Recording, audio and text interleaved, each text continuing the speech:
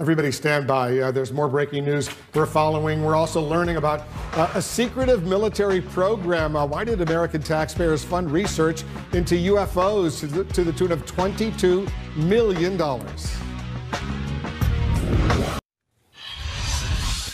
A secretive federal program designed to track unidentified flying objects is facing new scrutiny tonight. We're learning fresh details about the now-defunct initiative, which some officials deem a national security priority, others a massive waste of taxpayer money. Brian Todd is joining us here in the Situation Room with more. Brian, what are you learning? Wolf, a short time ago, former U.S. Senator Harry Reid, the driving force behind this controversial program, defended it to CNN, saying it was groundbreaking. But we have learned Senator Reid was persuaded to push this program by a longtime friend who had donated to his campaigns, a man who says he believes in UFOs and aliens. Commander David Fravor still can't explain what he says he saw that day. November 2004, the Navy fighter pilot was on a training mission west of San Diego when he was ordered to check out something in the water not far away. On a clear day, over a smooth ocean, he saw the object, waves breaking over it, and says he saw something hovering above it.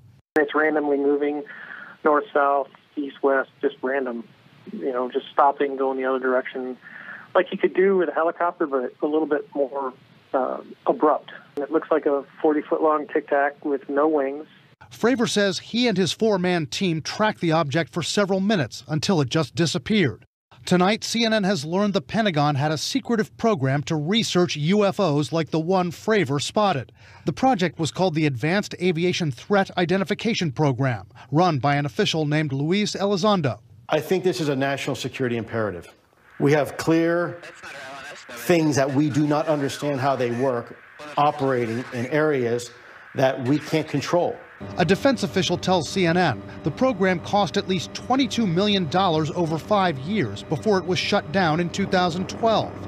According to the New York Times and Politico, which first reported this story, tens of millions of dollars for the project were pushed through by former Senate Majority Leader Harry Reid. Those publications say a lot of the money for the Pentagon UFO program went to a company called Bigelow Aerospace, run by a longtime friend of Reid's, Robert Bigelow, a big believer in UFOs. Public records show Bigelow contributed about $20,000 to Reid and his political action committee. That campaign contributor got research contracts from this program.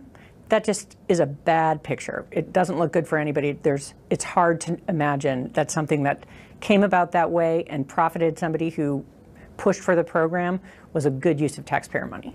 A Pentagon spokesman, in fact, told CNN the program was shuttered because there were, quote, other higher priority issues that merited funding. It's definitely crazy to spend $22 million to research UFOs. Pilots are always going to see things that they can't identify, and we should probably look into them. But to identify them as UFOs, to target UFOs to research, that is not the priority we have as a national security matter right now. But pilots like Fravor, who says he saw something, see merits in the program.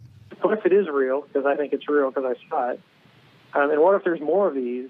And what if we do nothing? Now, just a short time ago, Senator Reid responded to CNN, saying he's, quote, proud of this program and its groundbreaking studies. Speak for themselves, he says.